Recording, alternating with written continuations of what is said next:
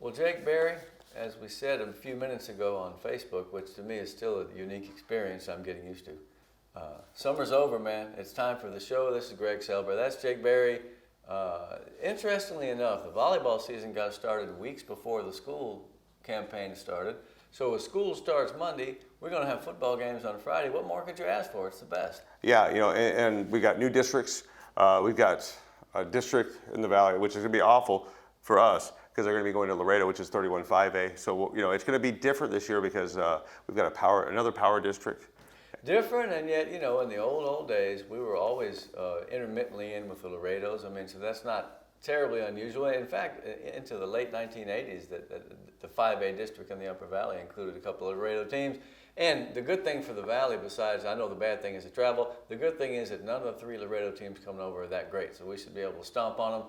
No offense to our 956 pals out west. So, yeah. But we do, like you said, have a new district. They're calling it the meat grinder. Yes. And why would they be doing that? Well, 32-6A has, about 6 teams that could probably finish 1 or 2 in both 30 and 31-6A. I mean, no offense to those two districts. But the linchpin being the movement of Weslaco. Weslaco is always that team that tends to slide up and down the row. Now they're down in the Lower Valley District, and boy, Los Fresno, San Benito, and the Harlingtons are like, oh, great. Yeah. But, hey, you know what? It makes for great football every week, and it'll do one other thing. It'll get those teams tested for the playoffs, because you don't want to be in a district where you play 5 or 6 patsies, and then you go to the playoffs going, oh, this is how we do it. I think it'll end up being a fine thing. Yeah, and I think if you can weather the storm as far as injuries, the sky's the limit in that district. Yeah, and the thing is, with more teams, the rosters are a little smaller. And we talked about it last year. Depth becomes an issue. I know that over at Economides, Gabe Pena has a heck of a team, and people are touting them high. He's not so much worried about that as worried about keeping people out of the training room. Same thing with Edinburgh North, as we're going to talk about. So, yeah, depth will be one of the keys to the season. Who can avoid the injury bug and who can recover and who has the most subs that can come in and play. Exactly. And depth is going to be crucial this year. But I think, if we look at districts, the 6A districts, there's some, besides 32-6A, there's some parity. Yeah, I think there is. And we can start talking parity in 36A where, before the season started, in the summer, we're looking at all the lists. I and some others happen to think that McAllen Memorial, despite the loss of the kid, also known as Trevor Spates, to the big time of Stanford, that they were going to be a pretty good football team. And I'm not saying that they're not, but right now Jake Memorial starts the season with a little bit of a scramble over there. Yeah, and one player that I know that it's gonna hurt is Ricky Minor on the defensive line. When you lose somebody of his size, speed, his weight, he can plug the holes. 280, he can run, he's strong as a bull. He will now be mining his talents down in Brownsville for a St. Joseph team that all of a sudden got real much bigger. Yes. Wow. Yeah, bigger, faster. They also added Gunnar Henderson, who is going to be the running back for McAllen this year, moving over from the defensive side last year. He was going to be their go-to, kind of their scat back. So McAllen is, I wouldn't say dominated, but they've been at the top of that district for some time, those schools. And so, but each one of them starts with a little bit of a challenge, as it were, because not only did Memorial lose the kid, and they lost Minor to Brownsville St. Joseph. One of their best offensive linemen's out for 2 months. All of a sudden, it's beginning to look like Memorial in the beginning is going to have to really struggle to keep it together, which I believe that they will. Yeah, and I wonder how long it's going to take for our newest Spates to get into that starting lineup. Because there's no doubt about it. He's fast. Campbell is his name. Campbell. I have not seen him play, and I look forward to it. But don't forget about Emilio Mendez, because there is a bowling ball kid with some wheels, and I expect him to be a contributor. And same with JoJo Williams. I'm looking to see how Angel Almaguer does at quarterback. He's been a star coming up through the ranks. It's his time now. So I feel like they still will be pretty tough. The defense was the group from Memorial that I thought was going to be excellent. And I'm not saying that it won't, but taking Minor out of the middle. Of course, you've got Jared Lauda at linebacker, Joey Delgado, Trace Domian. They got some players. Bagstad. They got guys who play Nathan Sanchez. Yeah, you've got those guys. Now, there's going to be a true test here because you've got Pioneer is their first go. They've got East, San Benito, and Los Fresnos. That's a monster. That's a monster non-district schedule. Every one of those teams is either a playoff team or one in the making, probably in Pioneer. So you know what? Look, Bill Littleton is his 14th season, and he's had some ups, he's had some downs, mainly ups. And he's not the kind of guy who's going to get nervous about anything, man. He's going to be a steady captain. He's going to do his thing. That team will be ready. And just because they may start out 2-2, or better or worse, I think you can still count on that team to be competitive in the district. In fact, despite the fact that they're having a little bit of hiccup here, I think they have what it takes to win the district. What about McAllen now? Now, McAllen loses Gunnar Henderson. They are trying to find, remember, they had issues last year at quarterback. So they've got a quarterback that they like. His name escapes me right now all of a sudden. But they have a junior quarterback, I believe, a sophomore quarterback. So a new guy. A new guy. But they also have they have a freshman coming in, and Austin Nixon, I believe is his name. Oh, yeah, I heard about that. Yeah, guy. a good baseball player. You know what? Real good from yeah, real good baseball. baseball. You're already getting looked at. Yeah, and so it's going to come down to one of these things where when do you bring up these young kids? I mean, like Spates at McAllen Memorial. When do you bring these kids in? Because if you have a kid that is a good quarterback and he's an upperclassman, you kind of want to play him, but eventually you kind of want to, like Matthew Kaufman. We've seen it many times. A young kid sometimes will charge ahead. Well, I think McAllen should be reasonably strong in the interior. Okay, Joseph Guerra's been there for 3 years. I think he's on the offensive line now with Andrew Tipton. They're good, solid players. McAllen brings back about 6 kids who have played some defense. Valdez and Pena too. This year is going to be different for the Bulldogs because they don't have McAllen. See, so Spates at Memorial, McAllen at McAllen. These teams will have a different mentality because there are going to be a lot more people contributing.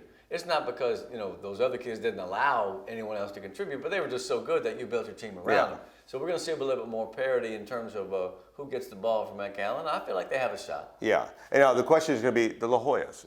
Well, and also, is this the year that McAllen gets 3 teams in? Because with Rowe, but it's going to come down to the La Joyas. What does Lincoln do this year? They made the playoffs last year. First time ever. Palmview was in too. First time La Joya's had 2 teams in the playoffs, by the way. Neither of them did much in by district, but hey, for Lincoln, man, that was a pretty good lick. I will start with La Joya. Now, La Joya's got a couple of good linebackers. One of the best I've seen is Ray Hernandez. They got another kid, Anthony Chapa. They bring back Irving Garcia, quarterback. They're looking for running backs. They're decent. I think La Joya's defense they're going to be scrappy. And remember last year they held teams around 18, 20 points. So La Joya should be decent. How about Palmview? Now, Palmview finished last year 4-7, lost to Del Rio in the playoffs. Yeah. They got in. It was they had to have some things happen, but they've got a tough opening schedule. I mean, you're going to play Roma, you're going to play Economides. You finish with Edinburgh and Pace before you enter the district schedule. But if you can weather that storm between Roma, kind of learn from those mistakes that you might face against Roma if they make them. But Roma and Economides, very similar. They're going to run the ball. They're going to pound the ball. Yeah. It's going to get you ready for district. I'll tell you, Palmview has what the other 2 teams may not have, and that's 2 really outstanding players. It's Tristan Mayende. He played upstate last year in a team that went all the way to the finals. He brings a pedigree of knowing what it's like to be in the big games. He's one of those all-purpose guys. He can play offense, defense, he's tough. And Joel Pena, man. I mean, here's a 180-pound running back with some wheels, and he gets good shoulder lean. I think he's really good. Now, the guy at Lincoln that's a good running back is not as big, but it's his kid Barrias. Adonis Barrias. He had some big games last year. I feel like Lincoln's got a chance to repeat. They got enough guys back. Abraham Aguilar, Elias Gutierrez was a guy as a sophomore that had a ton of plays at safety. As always, we'll say if you put the La Joya teams in 1, you'd have an 8-2 team. As it is, they're 3. Which of those teams will come through? I can tell you this: who wins the city championship will make the playoffs. You can count on that. Yeah. And one is Lincoln is going to have a team that were mostly sophomores. They're now juniors, so they have their better players are all going to be together for another year. I think the quality level of all 3 teams is reasonably good. It just depends on execution, performance, and the little weird things that happen, both good and bad. Now let's go back to McAllen and talk about Rowe for a minute. They got a new coach, Mr. Flores over there. He comes from one of the greatest coaching families in the history of the Valley. His dad was a basketball coach in the Valley for 35, 40 years. So what do they have at Rowe? I think it might be a little bit different of a philosophy than they had under the previous regime of Paul Reyes.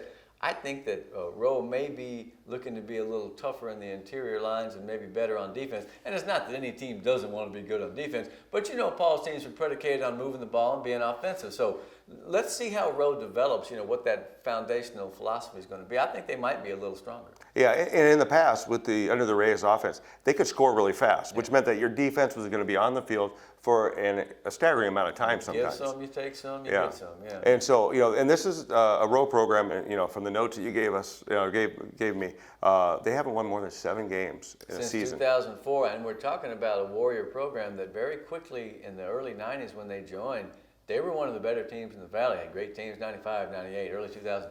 So they'd like to get back to that next level of performance. And, if they're going to do so, I think they may do so on the basis of defense. Man, I like Jesus Sanchez. He's pretty good.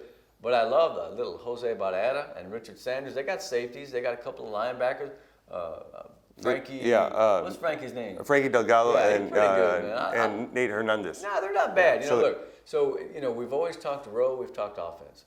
Let's see this year how the Rowe defense does, because that's probably one of the things that has kept them from cracking that 7-win barrier. When we left out one team on purpose, who would that be in 36A? It would be the prodigal son returns and the Mission Eagles in Coy Detmer. Well, they've got a couple of real good players. There's no better defender than Delgado. And they put up some points the other night. They had 2 70-yard plays. So, this offense could be just as potent as when he was there eventually. I wonder if Azael Arispe was in the middle of those plays, because that kid's a versatile all-around player. I think Rudy Delgado's a pretty solid hand. He's ready to look. Those guys are ready. You get a bump and a buzz from a guy who's a Rio Grande Valley Hall of Famer, played in the NFL for 9 years, and by all accounts, is one of the nicest guys that ever came down the pike. So, what does Mission have to do to be successful? What do you think? I think in this district, you got to pound the ball, because I think a lot of these teams, when you play the La Joyas, they're going to pound the ball. They're going to run a lot. Memorial's going to run a lot. I think if you give the ball to Rudy Trevino or Robert Martinez, I think you should be able to chew away the clock and give yourself a chance to win each game. I wonder, you take a guy who's been at the level that Coy has. Hell, he played at Colorado. He's been in the pros. Yeah. I wonder, the problem sometimes that young coaches have who come from the big time is figuring out how to calibrate what works and what doesn't work with personnel. And he may be very gifted at that.